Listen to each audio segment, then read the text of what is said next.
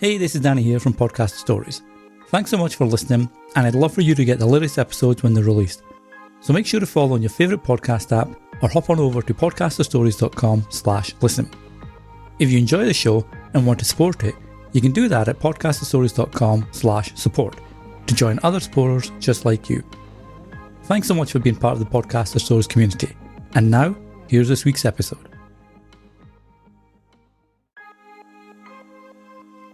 Hi, and welcome to Podcaster Stories. Each show we'll have a conversation with podcasters across all mediums and share their story, what motivates them, why they started their show, how they grew their show, and more. We'll also talk about their personal lives and some of the things that have happened that have made them the person they are today. And now, here's your host, Danny Brown. Hi, I'm Jaclyn Brown, and I run a website called Mental Health and Me, and this is the first recording podcast for that. Today I am speaking to my husband Danny, and we're going to speak about his anxiety and depression because it's all relatively new to him. So hi Danny. Hi Jaclyn. This is definitely weird, but we got this. Recently you were diagnosed with both anxiety and depression. Can you tell me a little bit about that, about the backstory and everything leading up to that?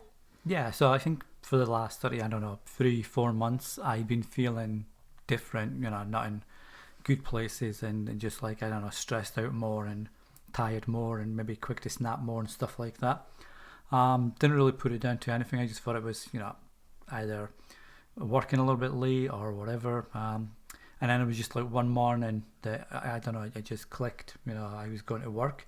And I couldn't really take another step forward. I was maybe going to the train station to catch my train, got off the bus, took a few steps, I thought, nope, I'm not good to go to work. Because I hadn't been sleeping really well. I'd been waking up at like 2:30 in the morning and not being able to get back to sleep. So the fact that I was running on 2-3 hours sleep each night, 2-3 hours sleep each night wasn't helping either. So that, I guess that was your breaking point in the symptoms leading up to reaching out for help. But what made you just decided not to go to work because you mentally weren't ready for that? Were you just going to come home and sleep or work from home? Like, what was your intention when you turned back from the train station that day? I don't know. I think it was about everything. I know I texted you and said I wasn't in a good place. I probably need to speak to someone like quickly or whatever. And because of your own, background and experiences, I knew that, when you said, okay, we're going to do this, that probably made sense. I mean, I was beat, so I did want to sleep. And I was even more beat when we came home from the hospital, but it was, the goal was to get help. So that day I took you to the hospital, and I didn't just take you to the doctors. I took you to the dog wants in on this podcast. So I took you to the hospital, and I remember you saying, like, why are we going to the hospital? Why can't we just call the family doctor? Why can't I just make an appointment? And I wonder if I had done that, what are your feelings towards the fact that I made you go to the hospital? Well, like you say, I mean, at first I didn't think it was necessary because it didn't feel like an emergency. It just felt, okay, I need to speak to someone about feeling better or not being tired or whatever. And, for me, emergency, like the ER, etc., are for people that, say, get gunshot wounds or break a leg or, have serious issues, having a heart attack, stuff like that. So to me, it felt like I should speak to my doctor, maybe get referred to someone that could help. But thankfully it was the ER because, I know it's one of the best. It's always recommended, by a lot of people we know mutually. It's recommended as having a great mental health team and resources, and I found that since being there, so that was definitely a good call, even though I didn't think at the time ER is something, for. Yeah, and I know I felt that way, many years ago, that it's for physical health, it's not for mental health, and you never really think that your mental state is as bad needing to go to the emergency. You think that you can plow through it, or I'll make an appointment in the future and we can talk about it, I guess, if it's getting to that state, but you never really think that the ER is the way to go. And I did it wrong, because when it was, my story, I was the one that made an appointment and you had to take me to that appointment, but I didn't want you to suffer anymore. So that it was just, for me, I knew the hospital was the right way to go. And then you've been a few times since, back and forth to the doctor. How has your life changed since going to the hospital that first day? It's been mixed. I know, I mean, they've got me on a bunch of medication at the moment, so that's been new.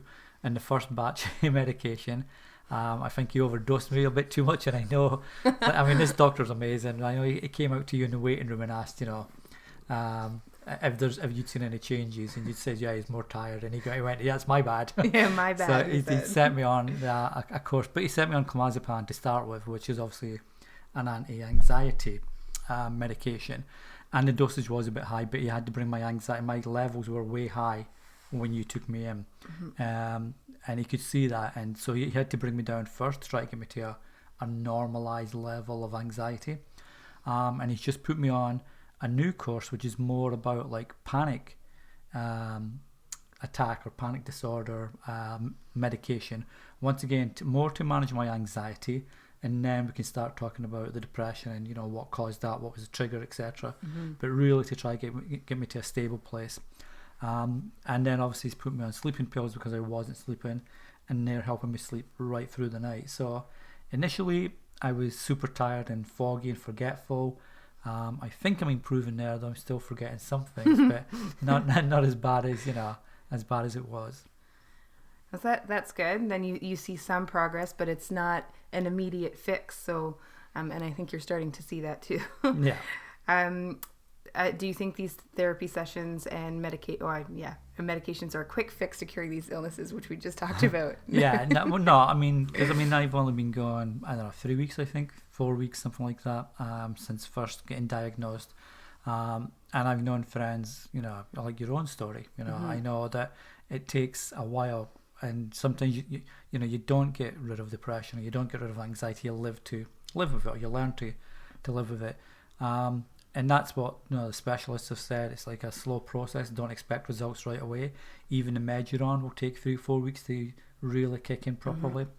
So I know it's an ongoing process, and I've got to be open and honest about how I'm feeling on various days or whatever. Otherwise, it won't help. I'll just go back, or I won't get the treatment I need. So I'll be back to square one, which seems a waste of time. Yes, absolutely. You have to be consistent. It's just like, it's dieting, really. It's for your physical health. You can't expect to eat one healthy meal and lose all the weight and be in shape, and it'll just stay that way. It is an ongoing program, and you have to fight for it, and you have to be determined, and your mental health is the same. I would like to correct something you said, because you said you've gone to 3 or 4 weeks of sessions, and you have, but each session is about 3 to 4 weeks apart. So right, yeah. True. So I thought I'd specify that. So just wrapping it up, what advice would you give to those suffering from any of the symptoms that you talked about earlier? Obviously, as I mentioned earlier, or you mentioned, go to the ER. Yeah. Don't be afraid to go to the ER and check yourself in, and especially, use Google on your phone or whatever. If they've got a mental health unit there, the more the better. But yeah, go to ER and just tell someone I'm concerned about my mental health. I need help. Or again, use Google for local resources. There's a lot of groups, local groups, etc. But I guess the key thing is, don't be afraid to reach out and ask for help. I'm lucky I have my wife, who, I say lucky, it's not lucky that she suffers depression and anxiety, but I'm lucky that I have my wife who knows what it's like and what the symptoms are, and when the signs are there that you need help, etc. There's a lot of stigma still, unfortunately, about mental illness, and I think as long as we keep talking about it and being open about it, and being honest and brave enough, or whatever you want to call it, to get the help you need, then it's far, far better than just struggling along thinking it's going to disappear. Yeah, absolutely. That's great advice. And you say you're lucky to have me, but I feel the same way. A few years ago, when I was at my weakest, or my lowest point with the combination of depression and anxiety, and I couldn't handle it anymore. I couldn't handle my day-to-day. I knew that I needed to see a doctor, and I couldn't get there. And it was the same thing. I said, Danny, it's time. I'm ready. I need help. but you have to take me because I can just admit that I need help, but I can't get there on my own. And you were there for me. You got me to the doctors and you held my hand the whole time. And sometimes we need a person, whether it's a spouse or a sibling or a parent, just call that one person that you trust, and they will be your support system, and they will get you through the hospital visits and the doctor's appointments, because you do need a friend and you can't do it alone. So those are my advice. And Danny, it was great talking to you, and I hope, and the dog too, who's growling in the background. And I'd like to do this again if I'm brave enough. But thank you for joining us. Yeah. Thanks for listening to Podcaster Stories. To make sure you don't miss an episode, make sure to subscribe on your favourite app.